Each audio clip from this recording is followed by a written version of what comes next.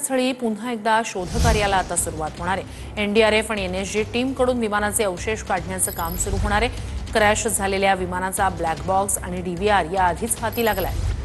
अधिक या सगळ्या संदर्भात जाणून घेऊया आपले प्रतिनिधी गिरीश गायकवाड यांच्याकडनं। गिरीश, पुन्हा एकदा शोधकार्याला सुरुवात, काय महत्त्वाचं आजच्या दिवसासंदर्भात असू शकतं शोधकार्यात?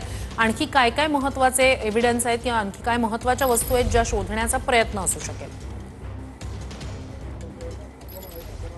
नक्की श्रुती, मी सध्या घटनास्थळी आहे आणि या ठिकाणची थेट दृश्य आपण पाहू शकता। काल ज्या पद्धतीने या ठिकाणी शोधकार्य सुरू झालं होतं, अगदी त्याचप्रमाणे आज पुन्हा एकदा या ठिकाणी 9 वाजेनंतर शोधकार्याला सुरुवात होणार आहे। आणि अहमदाबाद इथे दुर्घटना झालेल्या या जागी एनडीआरएफ आणि एनएसजी कडून विमानाचं अवशेष काढण्याचं जे काम आहे त्याला सुरुवात केली जाणार आहे। आपण पाहतोय त्या ठिकाणी बघा, पिवळ्या रंगाचं एक वाहन दिसतंय आणि ही क्रेन आहे, ही क्रेन या ठिकाणी मागवण्यात आलेली आहे। क्रेनच्या माध्यमातून हे जे अवशेष आहेत ते काढण्याचं जे काम आहे ते आता सुरू केलं जाणार आहे आणि 9 वाजेनंतर या कामाला गती मिळेल असं बोललं जातं। विमान कोसळलं त्या ठिकाणाहून काल ब्लॅक बॉक्स हस्तगत करण्यात आलेला आहे आणि त्यासोबतच डीव्हीआर सुद्धा हस्तगत करण्यात आलेला आहे। आणि ब्लॅक बॉक्स आणि डीव्हीआर मध्ये जो पायलटचा डेटा असतो किंवा जे संभाषण असतं ते कैद असतं आणि त्याचं अनालिसिस केलं जाईल आणि ते अनालिसिस केल्यानंतर मूळ कारणावरती पोहोचण्याचा प्रयत्न केला जाईल की नेमका हा अपघात कशामुळे झाला असावा किंवा ज्यावेळी अपघात झाला त्यावेळी नेमकी काय परिस्थिती होती हे सुद्धा जाणून घेण्याचा प्रयत्न केला जाणार आहे। 9 वाजेनंतर या शोधकार्याला सुरुवात होणार आहे। आपण पाहतोय